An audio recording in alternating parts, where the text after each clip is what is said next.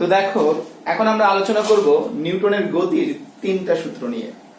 তো একটা মজার ঘটনা বলি, যে হচ্ছে আমি একবার কাউকে জিজ্ঞেস করলাম যে ফিজিক্সটা কখন অনেক সহজ হতো বলতো দেখি। তখন সে এত কিছু না ভেবে উত্তর দিয়ে দিল, আরে ভাইয়া জানেন না, আপেলটা যদি কি জানি বলে, আপেল না পড়ে যদি নিউটনের মাথায় আপেল গাছের ডালটা পড়তো। তো আপেল গাছের ডাল পড়লে আসলে মনে হয় ফিজিক্স অনেক সহজ হতো। জাস্ট কিডিং, আমরা ওইদিকে না যাই। আমরা প্রথমেই তোমাকে একটা প্রশ্ন করে শুরু করতে চাই। তোমরা যেহেতু নাইন টেনে তো পড়ছে, আর অনেক আগে থেকে নিউটনের গতিসূত্র সম্পর্কে তোমাদের একটা আইডিয়া আছে। তো আমি প্রথম প্রশ্নটার উত্তর আগেই বলে দিচ্ছি। আমার প্রথম প্রশ্নটার উত্তর দিতে হবে নিউটনের প্রথম সূত্র থেকে। তাহলে রেডি? একটু আনসার দেওয়ার চেষ্টা করো। যে আমি একটা বস্তু নিচ্ছি, আমাদের ধরো এটা সেই বস্তুটা, এই বস্তুটার ওজন সাপোজ মনে করো 39.2 নিউটন। তাহলে 39.2 নিউটন ওজনের বস্তুটা কোন দিকে পড়ার চেষ্টা করবে? অবশ্যই নিচের দিকে। তুমি তখন কি করতেছো, সাথে সাথে কন্টিনিউয়াস বলের বিপরীত দিকে 39.2 নিউটন বল প্রয়োগ করতেছো। তার মানে নিচের দিকে পড়া বল 39.2, উপরের দিকের বল কত? 39.2 নিউটন কন্টিনিউয়াস প্রয়োগ করা হচ্ছে। আমার প্রশ্নটা হচ্ছে বস্তুর গতিবেগ কেমন হবে?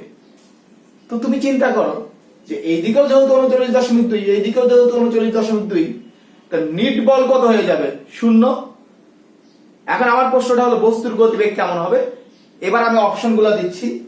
যে 1 নম্বর হচ্ছে ঠাস করে পড়ে যাবে, 2 নম্বর ভাসতে থাকবে, সি নম্বর হচ্ছে স্থির হয়ে যাবে, আর ডি নম্বরে অপশনে দেওয়া আছে না। তো একটু চিন্তা করো কোনটা হবে। আমরা একটু ফিল করার চেষ্টা করি। যেহেতু নিট বল 0, তাহলে বস্তু স্থির হয়ে যাওয়ার কথা না। নিট বল 0, তাহলে বস্তুটা কি ভাসবে? আবার নিট বল 0 না, এটা যেহেতু নিট বল 0 হয়ে গেছে, না ঠাস করে পড়ে যাবে, কোনটা বল তো দেখি? জানি তোমাদের মাথায়, প্রত্যেকের মাথায় মনে হচ্ছে আরে উত্তর তো সবগুলাই দিতে পারে।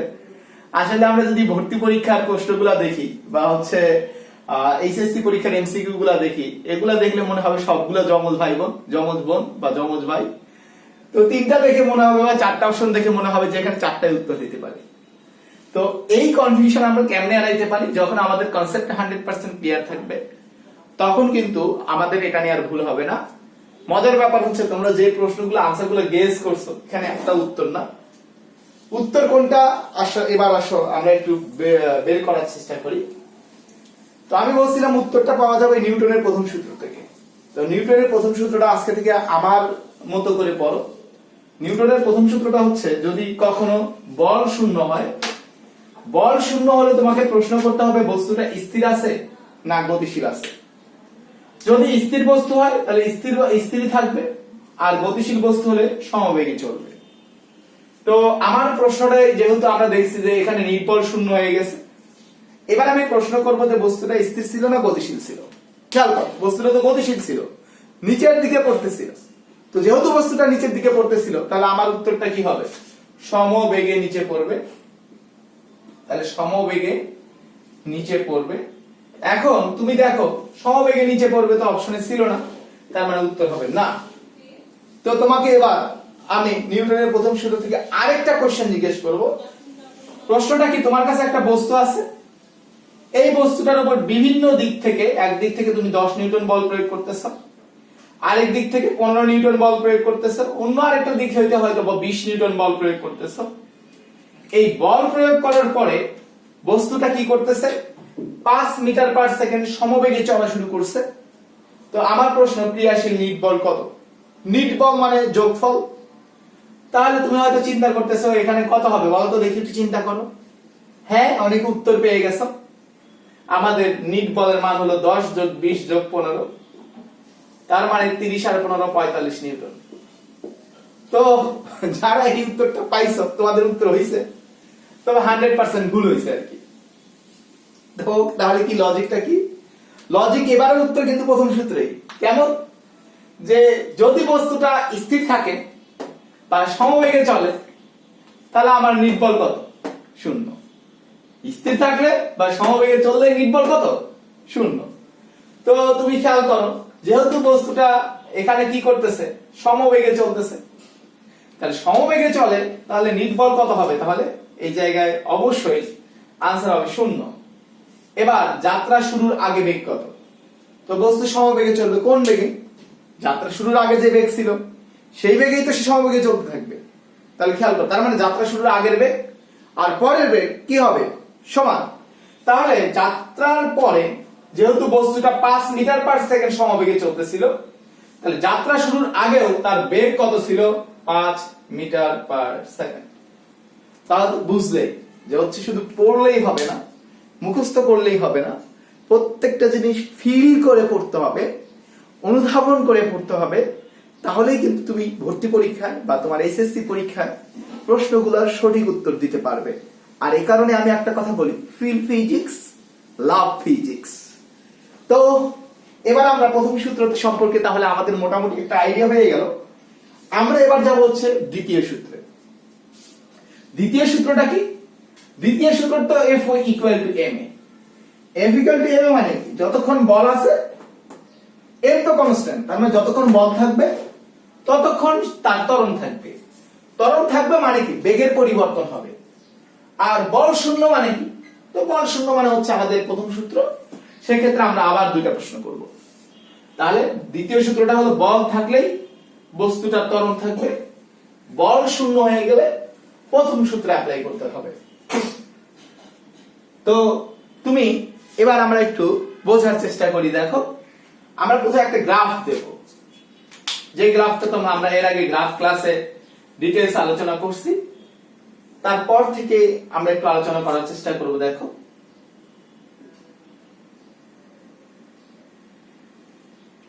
এটা একটা এস ভার্সেস টি গ্রাফ।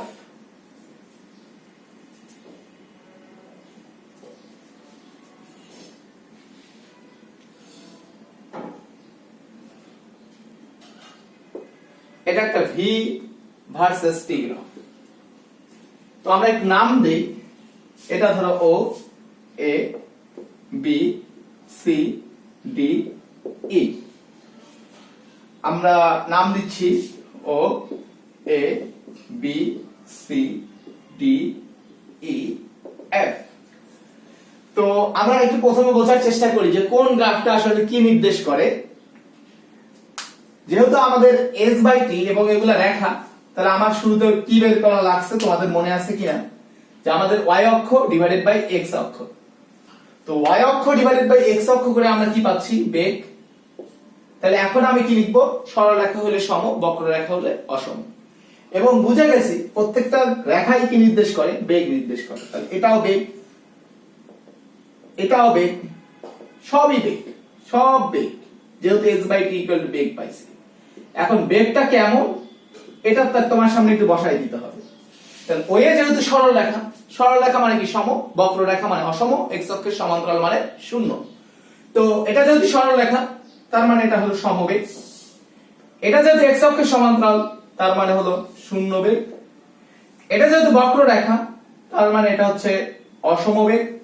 এটা যেহেতু এক্স অক্ষের সমান্তরাল, তার মানে 0 বেগ। আর এটা যেহেতু বক্ররেখা, তার মানে অসমবেগ। আর আমরা জানি ত্বরণ থাকে কখন? ত্বরণ থাকে যখন বস্তুটা অসমবেগে চলে। তো এই অংশে ত্বরণ থাকতে পারে, এই অংশে ত্বরণ থাকতে পারে, কারণ এই দুইটা অংশে অসমবেগ আছে, আর বাকি কোনো অংশে কিন্তু দেখো অসমবেগ নেই।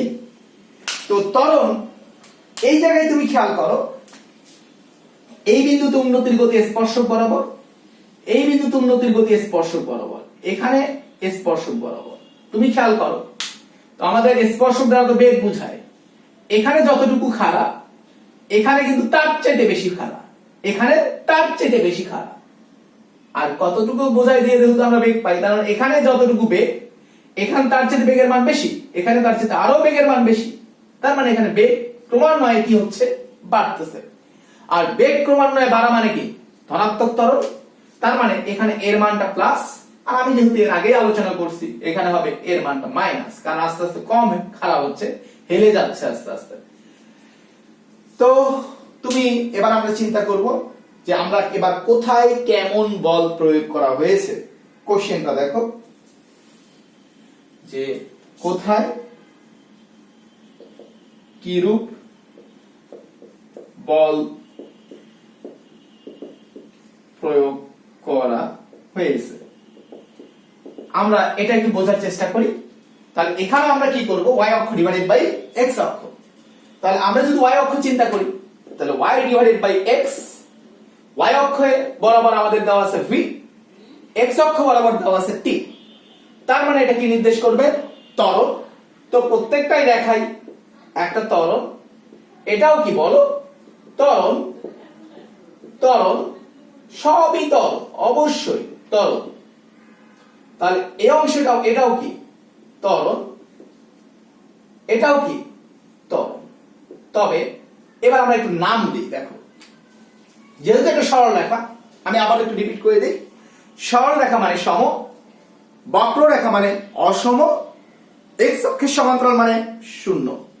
তো এটা যেহেতু সরল রেখা, তার মানে এটা সম, এটা x অক্ষের সমান্তরাল তাই শূন্য, বক্ররেখা তাই অসম, x অক্ষের সমান্তরাল তাই শূন্য। তো খেয়াল করো, এটা কিন্তু হেলে যাচ্ছে, নিচের দিকে নামতেছে, তার মানে ত্বরণের মানটা কিন্তু মাইনাস। আর ত্বরণের মান মাইনাস হলে আমরা সেটাকে কি নামে ডাকি, মন্দন। তো এটাও কেমন, যেহেতু বক্ররেখা, তার মানে হলো অসম মন্দন, আর এটা কি হবে, সম মন্দন। তো এবার আমরা বোঝার চেষ্টা করি। নিউটনের দ্বিতীয় সূত্রটা এই ক্ষেত্রে খুব ভালো করে বুঝতে হবে। নিউটনের দ্বিতীয় সূত্রটা কি, F = ma। আমি আর খাঁটি বাংলায় বলছি, বল আছে মানে ত্বরণ আছে। তাহলে ত্বরণ থাকলে বল থাকবে। ত্বরণ যদি সমান হয়, তাহলে বলও কি হবে, সমান। ত্বরণ যদি পরিবর্তনশীল হয়, তাহলে বলও কি হবে, পরিবর্তনশীল। ক্লিয়ার? ত্বরণ সমান মানে বল সমান, ত্বরণ পরিবর্তনশীল মানে বল পরিবর্তনশীল। তো আমরা দেখি কোন অংশে আমরা কেমন বল প্রয়োগ করছি, একটু বোঝার চেষ্টা করি। তো খেয়াল করো, আমি যদি ওয়ে অংশের কথা চিন্তা করি এই গ্রাফে, তো ওয়ে অংশ যেহেতু সমবেগ, সমবেগ মানে কি ত্বরণ শূন্য, আর ত্বরণ শূন্য মানে কি বল শূন্য। তাহলে ওয়ে অংশে বল শূন্য, এফ এর মান 0। তবে এখানে একটা কথা আছে, ও বিন্দুতে তো বস্তুটা স্থির অবস্থায় ছিল, যে বস্তুটা স্থির অবস্থায় ছিল, হঠাৎ করে সে একটা বেগ পাইছে। তার মানে এই বেগ অর্জন করার জন্য তাকে শুরুতে একটা বল প্রয়োগ করা হয়েছে। তার মানে এখানে ও বিন্দুতে আমি বল প্রয়োগ করছি, করার পর আমি এই জায়গায় ওয়ে অংশে জুড়ে বলের মান হলো 0, ওয়ে অংশ জুড়ে বলের মান 0। অর্থাৎ এখানে বল প্রয়োগ করছি, সে বেগ প্রাপ্ত হয়েছে। বেগ প্রাপ্ত হওয়ার পর ওয়ে অংশ জুড়ে আমি কোনো প্রকার বল প্রয়োগ করি নাই। তো এবার সে এ বিন্দুতে পৌঁছে গেছে।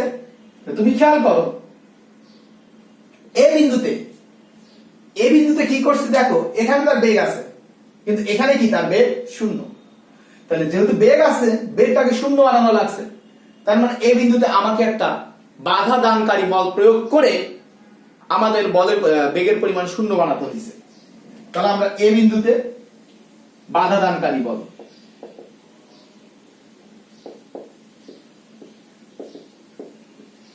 এ বিন্দুতে বাধা দানকারী বল, এই বি অংশে যেহেতু বেগ 0, তার মানে এই এ বি অংশে যদি আমরা আর কোনো বল প্রয়োগ করি নাই। কিন্তু খেয়াল করো, বি বিন্দু থেকে সে পুরোটা কিন্তু এখানে কি চলতেছে, দেখো ত্বরণে চলতেছে, ধনাত্মক ত্বরণে চলতেছে। তাহলে বি থেকে সি বিন্দু পর্যন্ত যেহেতু ত্বরণ আছে, তার মানে বি থেকে সি বিন্দু পর্যন্ত আমাদের অবশ্যই বল আছে। তার মানে বিসি অংশ জুড়েই আমি বল প্রয়োগ করছি।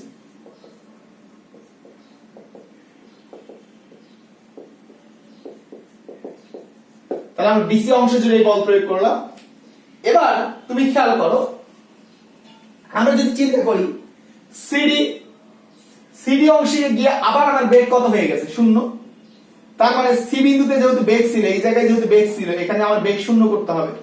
তার মানে আমাকে সি বিন্দুতে বাধা দানকারী বল প্রয়োগ করতে হবে।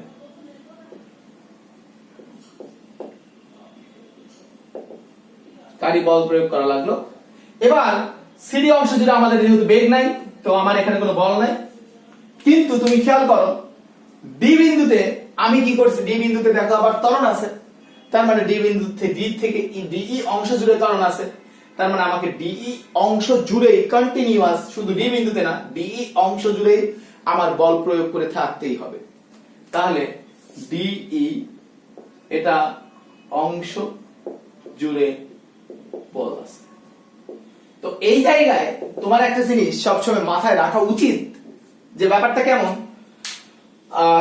এখানে আমি কি করছিলাম, শুধুমাত্র ও বিন্দুতে বল প্রয়োগ করছিলাম, মানে জাস্ট কি করছি, এরকম একটা ধাক্কা দিচ্ছি। কিন্তু এই জায়গায় বিসি অংশ জুড়ে আমি বল প্রয়োগ করছি, তার মানে এই যে বি থেকে সি কন্টিনিউয়াস বল প্রয়োগ করেই গেছি।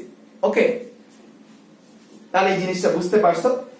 এবার আমরা এই গ্রাফটা একটু বোঝার চেষ্টা করি। খেয়াল করো ওয়ে অংশ জুড়ে যেহেতু ত্বরণ আছে, যতক্ষণ ত্বরণ থাকবে ততক্ষণ অবশ্যই বল থাকবে, তার মানে ওয়ে এখানে বল আছে। কেমন বল, যেহেতু ত্বরণ সমান, ত্বরণ যেহেতু সমান তাহলে বলও কি হবে সমান, তাহলে ওয়ে অংশ জুড়ে আমরা সমান বল বা ধ্রুব বল প্রয়োগ করতেছি। এখন এই বিন্দুতে এসে দেখো ত্বরণ শূন্য হয়ে গেছে, তার মানে এই বিন্দুতে আমরা ত্বরণ শূন্য মানে কি বল শূন্য, তার মানে যে বলটা ছিল সেই বলের ক্রিয়া আমরা উঠাই নিছি। তাহলে এই যে এবি অংশ জুড়ে বলের পরিমাণ শূন্য, F = 0। মানে ব্যাপারটা কেমন, এ বিন্দুতে আমাদের এখানে যে ধ্রুব বলটা অ্যাপ্লিকেবল ছিল, এই বিন্দুতে এসে আমি ওই বলের ক্রিয়াটা সরাই নিছি। মানে ব্যাপারটা এমন, ও এই অংশ জুড়ে এবার ধাক্কাই দিছিলাম, এই বিন্দুতে যাওয়ার পর হাতটা সরাই নিছি। ওকে, ক্লিয়ার? তো খেয়াল করো তাহলে তার এবি অংশ জুড়ে কোনো বল নাই, কিন্তু বিসি অংশ জুড়ে দেখো অসম ত্বরণ আছে। আর বিসি অংশ জুড়ে যেহেতু অসম ত্বরণ আছে, তো ত্বরণ যদি অসমান হয় তাহলে এ যেহেতু অসমান তাহলে বলটাও কি হবে অসমান। তাহলে বল অসমান মানে কি, আমি পরিবর্তনশীল বল প্রয়োগ করতেছি, পরিবর্তনশীল বল।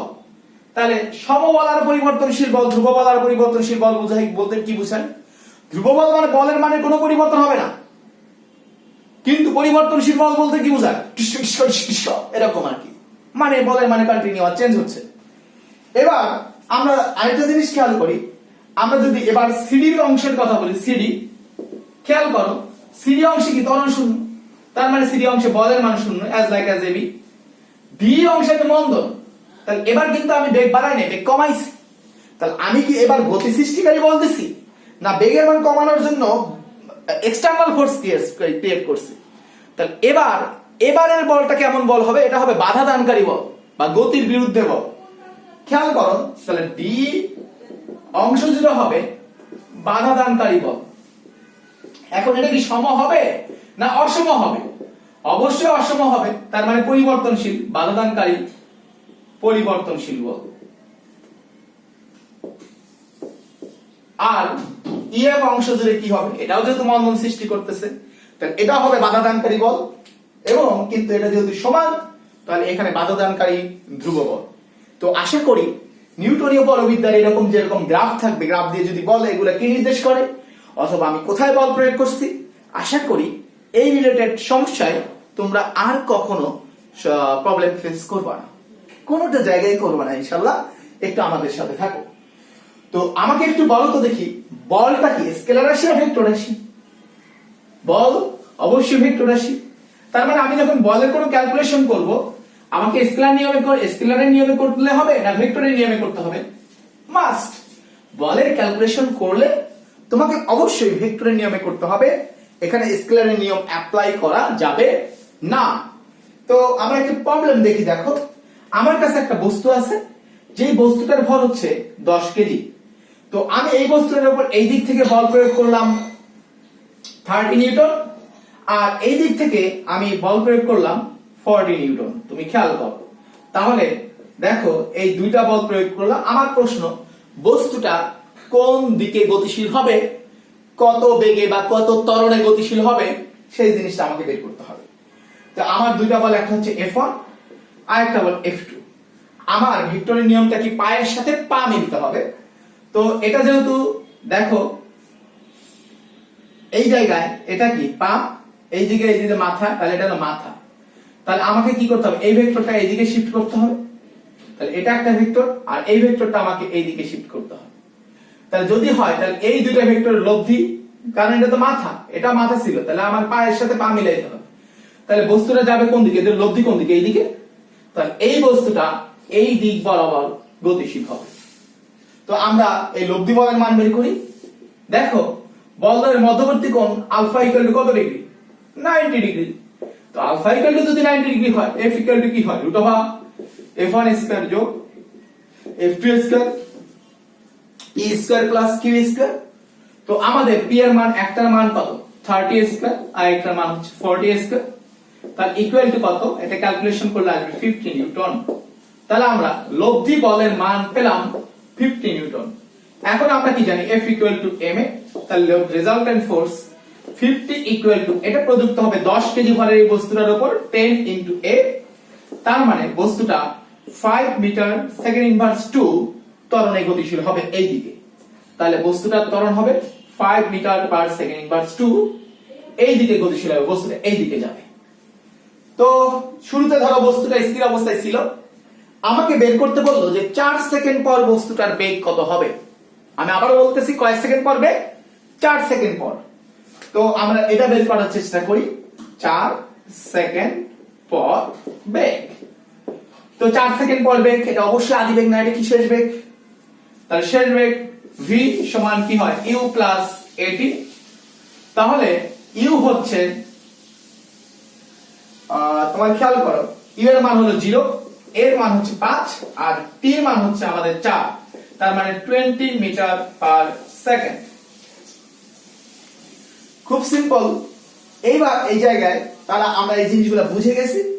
তাহলে এটা মাথায় রাখবা, বল যেহেতু ভেক্টর রাশি, বলের ক্যালকুলেশন যেখানেই আসুক আমাকে স্কেলারের নিয়মে করলে হবে না, আমাকে অবশ্যই বলের ক্যালকুলেশন করতে হবে ভেক্টরের নিয়মে।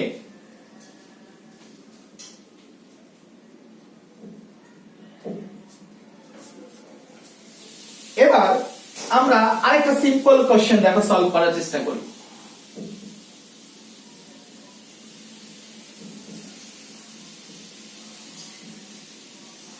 কোশ্চেনটা কেমন, ধরো আমাদের এখানে একটা গাড়ি আছে, এই গাড়ির ভর 2000 কেজি। এটা স্থির অবস্থা থেকে যাত্রা শুরু করছে। 4 সেকেন্ড পর তার বেগ হচ্ছে 8 মিটার পার সেকেন্ড। আমি কিছু ডাটা দিচ্ছি, এই গাড়িটা এটা স্থির অবস্থা থেকে যাত্রা শুরু করছে। হ্যাঁ, তারপরে আমি কি করছি, এটা প্রথম 10 সেকেন্ড, প্রথম